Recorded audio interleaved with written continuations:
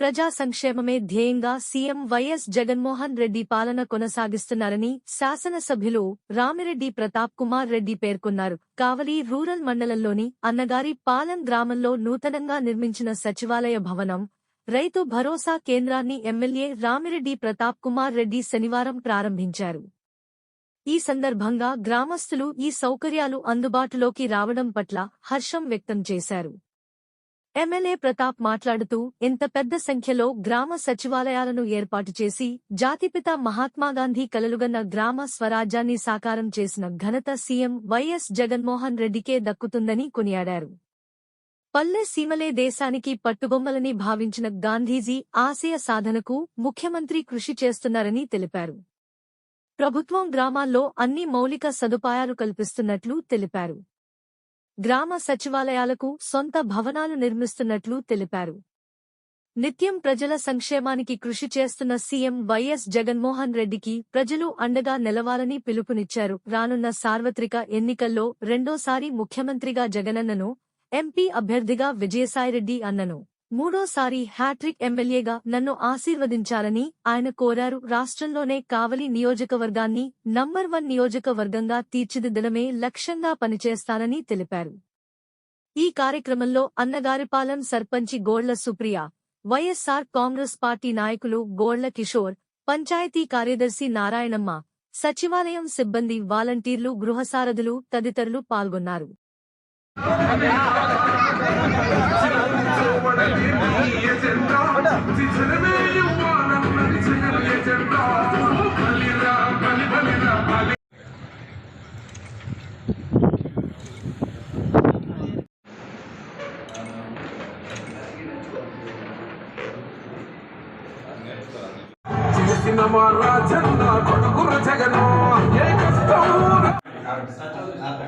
అది కట్ చేస్తారు.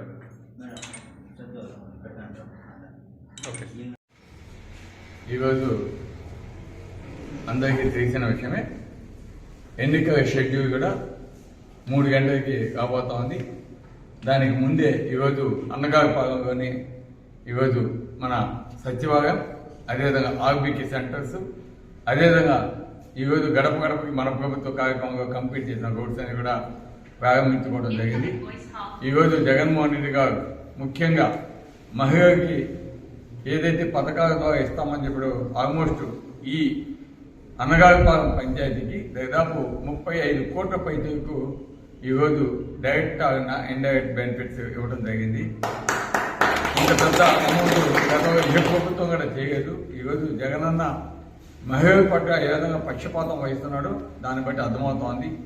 ఎప్పుడైతే పేదవాళ్ళు సంతోషంగా సుఖ సంతోషాలతో ఉంటారో అప్పుడే మన ఆర్థిక పరిస్థితి బాగుంటుంది, మన ప్రాంతం అభివృద్ధి చెందద్ది అని ఈరోజు చేయడం నిజంగా చాలా సంతోషం. అదేవిధంగా ఈరోజు అన్నగారిపాలెం ప్రధాన రహదారి దువ్వగదండి నుంచి రామాయపట్నం దాకా రోడ్డు కూడా ఈరోజు జగనన్న ఆశీస్సులు తెచ్చి మేమంతా కూడా కంప్లీట్ చేయడం జరిగింది.